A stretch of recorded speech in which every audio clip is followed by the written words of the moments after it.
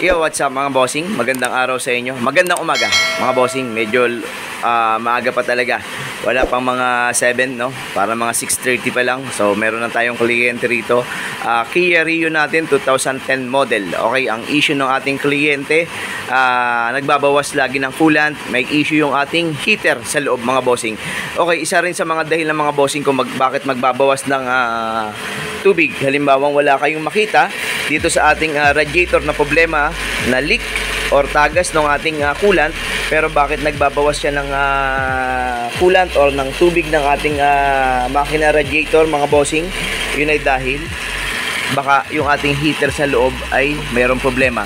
Ang maganda sa ating kliyente, nakita niya na may nagkukulay parang green or kung ano man ang kulay ng kanyang coolant mga bossing. Ayusin lang natin to. Okay, kung ano man ang kulay ng kanyang coolant sa loob, so makikita niya ron may tumatagas. Okay? So isa sa mga dahilan kung bakit nagbabawas ng tubig at pwedeng mag-overheat, at isang beses nga daw nag-overheat na siya. Ito naman ang eksena mga bossing pagdating doon sa ating aircon. Pag laging tumataas ang temperatura ng makina, magkakaroon ng trouble ang ating aircon. Sino? Yung compressor. At sa ngayon mga bossing, maingay na yung ating compressor. Pagpasensya nyo na yung camera natin mga bossing, hindi pa nakakabili. Okay, maingay na ang compressor at may leak din dun sa ating suction mga bossing ngayon. Yung pipe na yan mga boss, aircon yan. So isa yan na maliit, mga nasa 5 inches ang ata yan mga bossing, or lampas. Pero meron pa yan dito sa isa pang suction. So magpapalit din tayo ng hose. Pero ang ino-offer namin mga bossing, dahil may ingay ang compressor nito parang denso rin lang mga bossing, no? Pero ang problema niyan kung repair, hindi natin mare-repair yan kasi yung inuupuan ng ating piston, yun ang may issue. Paki-off yung aircon. Mga boss, wala masyadong ingay pagka naka-off yung aircon. Aircon! Ayun. Okay, so maingay na siya, hindi natin mare-repair yan dahil yung inuupuan ng ating piston may issue na dyan.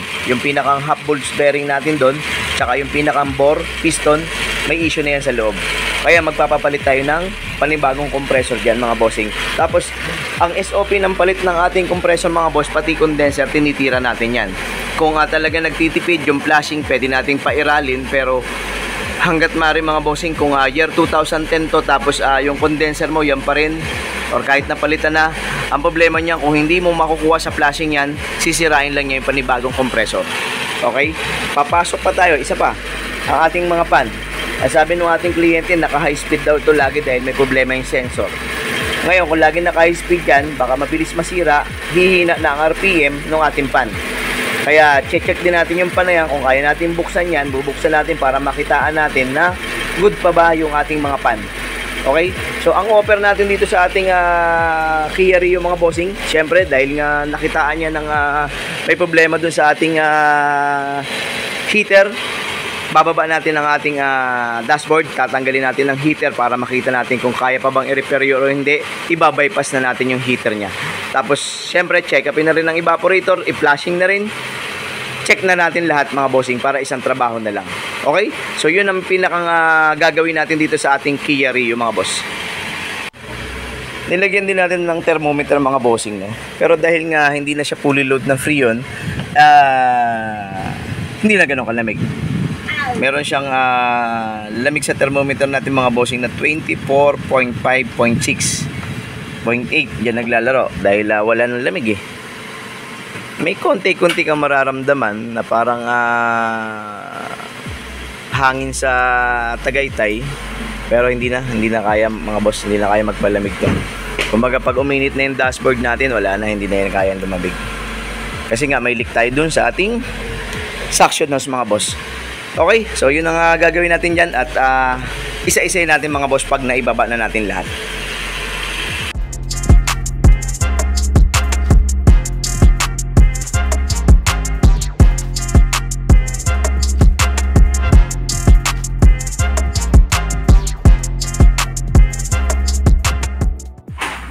Ito na mga boss, ito na yung nakita ng ating kliyente. Wala namang coolant mel Hindi namang coolant pala to. Tubig lang din. Mga boss, mamatagas yung kanyang tubig dito. O kaya mag-overheat talaga siya pag nagbawas ng tubig. Ngayon, ang tinatanong niya kung may repair daw dito, malalaman natin yan kung kaya ba. Pero palagi ko yung dugtungan na may problema. Kapag naibaba natin, tingnan natin kung marirepair natin yung mga bossing. Pero kung i-repair natin tapos bibigay din ulit, sayang yung trabaho. Ayan yung kaya overheat siya. At kaya rin magkakaroon ng problema yung compressor mga bossing. Dahil pag tumaas ang temperatura ng ating radiator, konektado tayo kay condenser niyan. Wala, high pressure yan. Ayan, yan.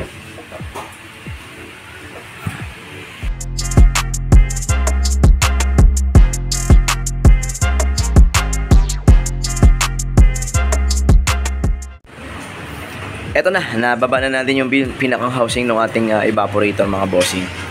So sisilipin na natin dyan kung may error yung ating evaporator or kung linis lang at yung ating heater. Sige. Wala na mga bossing, yung heater talaga natin negative nang ibalik to. Dito pa lang sa lagayan ng ating hose, nagkadurog-durog na. So pagka nagkaroon din ng leak dito, problema rin yan.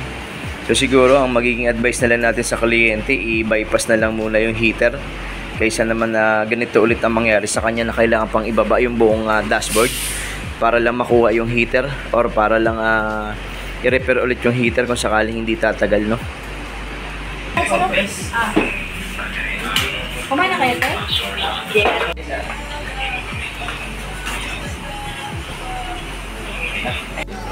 Mga boss, ito na yung sinasabi ko. Ulitin ko pa ulit. Ito na yung sinasabi ko. Isa pa ulit. Ito na. Ayan mga bossing, pudpud na yung commutator. Wala ng carbon. Yan naman, siguro naman nakikita natin. Yung isa ay wala na talaga, as in wala na. Wala ng laman. Ito pang, buti pa itong tatlo. 1, 2, 3. Meron pang sumasayad kahit konti. No? Pero itong isa wala na talaga.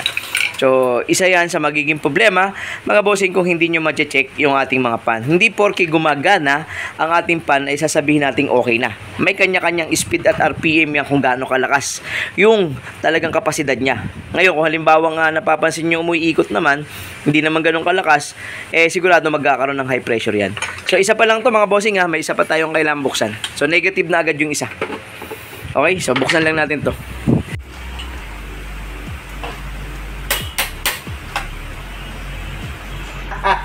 Siyempre mga bossing, pag sira na yung kabila at hindi pa napapalitan isa sa dalawa, sabayan, masisira.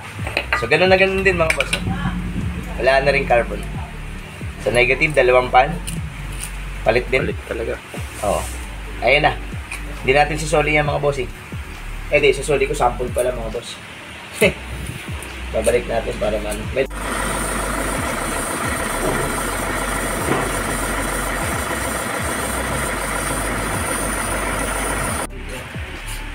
Mga bossing, yung ating compressor na ibaba na rin natin, no? Pero may napansin kami. Mahilig tayong magpapansin mga bossing Kulang tayo sa pansin Mga bossing, ito, hindi na orig yung compressor na nakabit. 17C na denso yung nilagay nila. Ay mga boss. Okay, wala namang problema kay denso. At wala rin namang problema kay 17C. Ang problema, hindi magmamatch yung 17C mo sa stock nating condenser. Sa madalit sabi, mabigat ang compressor na to para dyan sa ating Kia Rio na mga bossing. Kaya pala ang sabi ng ating kliyente, ramdam niya yung bigat ng aircon. Dahil nga mga boss, ang nakakabit lang dito sa ating orig, parang katapat niya ay 15C. Okay, so hindi naman pwedeng lagyan ng 15C to kung ganito ang hitsura ng ating pinakang leeg o ng ating shafting dito. Kasi punggok yung ating 15C. Kung magkakabit ng 15C, dapat yung may leeg para naka-extend yung pulley at umalign dun sa ating belt at saka dun sa ating main drive pulley at saka yung adjuster pulley natin, no. Ngayon, dahil nga ibabalik natin sa stock, hahanapin natin kung ano yung compressor na original na nakakabit para kay Kia Rio natin na 2010 model, mga bossing. Ang problema nga lang, pag nagkaroon na ng conversion ng compressor, pati ang ating mga fittings, mga bossing, na-convert na nila yan. Ayan na. Yan. May dugtungan na yan, mga boss. Ngayon, para maibalik natin yung urig, kailangan nating mahanap yung original na fittings din para sa kanya at maghahanap tayo dyan. Kasi, ang naging problema pa nung ating 17C, mga bossing, 2 tornilyo lang ang nailagay nila. Kasi magkaiba ng paa yan. Ayan, o. Kung makikita nyo yung bakat ng ating tornilyuhan, 2 lang ang may makintab. Itong 2 side, sa likod, wala. Kasi hindi yan uupo dun sa kanyang tornilyuhan. Okay, so yun lang ang napansin namin at i-correct na rin natin yun. Hindi na natin ikakabit yung 17C dahil mga pang dual unit na yun, mga bossing. Ang ganda sana ng 17C, power yun eh. Pero kung hindi kayang tanggapin ng condenser nyo, hindi rin magiging compatible silang dalawa. Or hindi rin sila lilikha ng mas magandang lamig dahil high pressure lang ang ibibigay niyan dyan kay condenser nya. Okay? Nga pala, mga bossing, no? Yung ating fan, i-convert na natin siya ng ating denso na mga pambius natin, no? Yun nga lang, sa mga ganito na hindi sila parehas, ayun na naman yung magbabago, no? Magkakat tayo, tapos itatapat natin kung saan nakabracket yung ating original. O, yun ang gagawin namin dito dahil, mga bossing, kung susundin namin yung original nito, medyo mahal ng konti. Pangalawa, kung magsisurplus naman kami, ang mga ganito seal type po ito, hindi po basta-basta nabubuksan. Hindi ka mukha ng denso natin, madali siyang masilip yung loob na pag bumili tayo ng second hand, mabubuksan natin. Itong mga ganito, hindi natin pwedeng buksan. No? Kung halimbawang binili natin sa supplier ng surplusan, hindi mo yan pwedeng buksan. Pero yung mga denso natin, mga bossing, madali lang buksan yan. Aangat lang natin yung 4 na naka-clip sa kanya, makikita natin yung laman sa loob. O kaya para medyo makatipid yung kliyente natin, gagawa na namin ng paraan. Tapos, mas malakas pa ng konti yan kumpara dito sa ating original. No? So, yung RPM yung ating ikakabit na denso, mas malakas pa yung ating denso kaysa rito. Konti lang naman siguro, no? Pero mas malaki ang winding ng ating magnetic wire dun sa loob ng ating mga denso. Okay?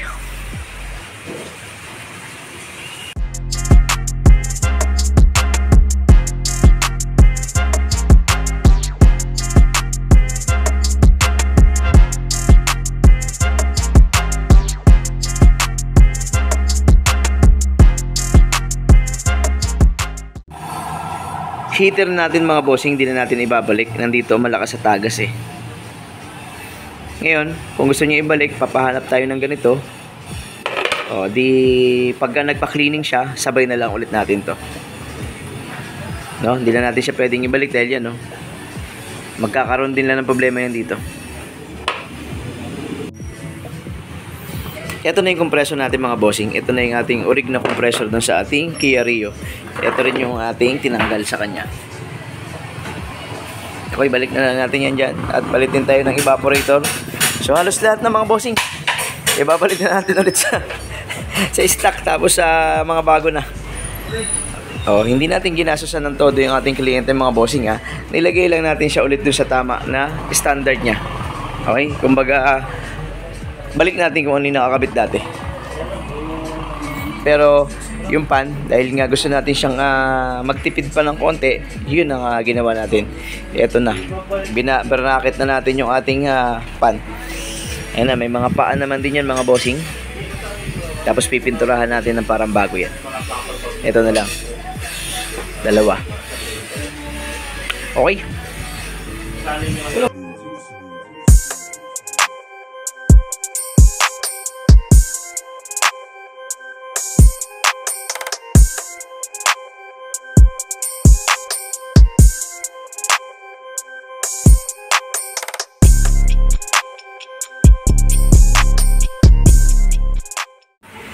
Eto na, mga bossing, yung ating conversion.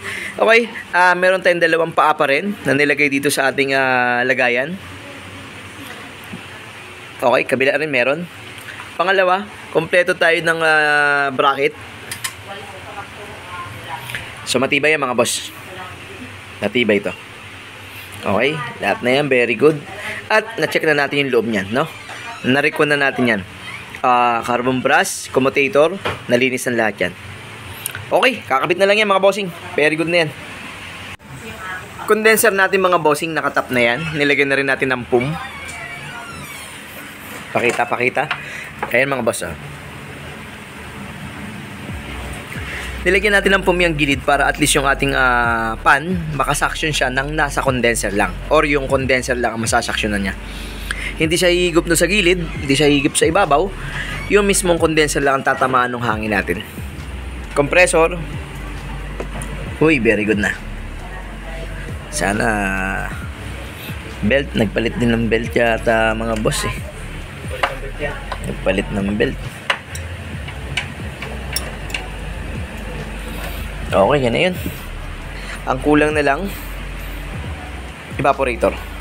At binubuo na nila. Okay.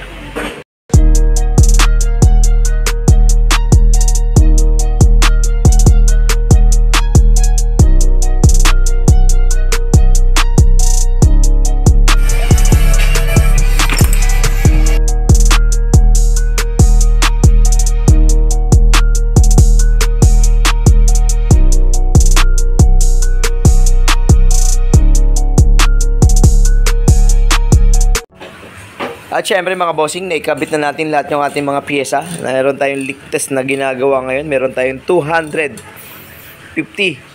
PSI nitrogen. At sinasabunan natin yung lahat ng mga dugtungan mga bossing.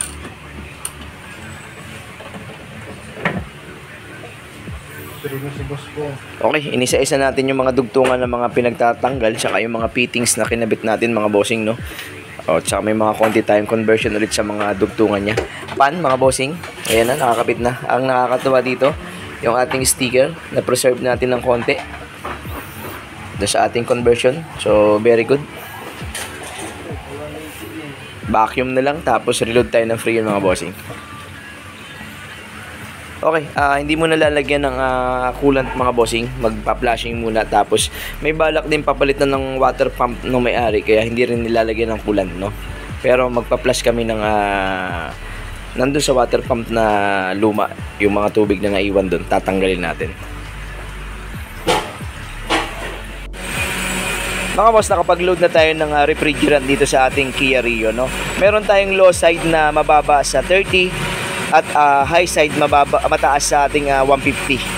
Kita ba? Kita naman mga bossing. Tapos syempre yung mga pan, malalakas naman, pero may problema yung sending unit nito. Alam naman rin ng kliyente natin at papalitan. Medyo hindi pa lang dumadating daw, mga 3 weeks ata o 2 weeks bago makarating yung ating piyesa. Kaya ang pakiusap natin, pagka naikabit na yung mga piyesa, bumalik sa atin para makita natin kung mag-high speed pa rin tong pan. Kasi mga bossing, low speed saka high speed to. Pagka laging low speed, sigurado tayo tataas yung temperatura ng high side, magkakaroon ng problema yung compressor natin. Ngayon, napakaganda mga boss. Kasi nga, unang-una, malamig na ang klima ng panahon. Wala nang araw mga bossing. Yung lamig sa loob, tingnan natin. Kanina nakakuha na to ng abante ko, sige. Okay. Ayun mga bossing, meron tayong 5.5. Pero nung tinesting nila kanina, parang ang nangyari, 3 degrees Celsius mga bossing. Abante ko lang mga bossing, meron tayong nasa likod. Okay, sige. Okay, dito meron tayong 5.5. Meron tayo rito halos parehas naman mga boss. Ayan, mababa sa 5 yun nandito sa kabila natin. Okay, so sa ngayon hindi natin makukuha ng eksaktong reading yung ating low side, high side dahil nga gabi na. Hindi naman gabi na mga boss, nasa alas 5 na lampas Pero ibig sabihin wala ng araw.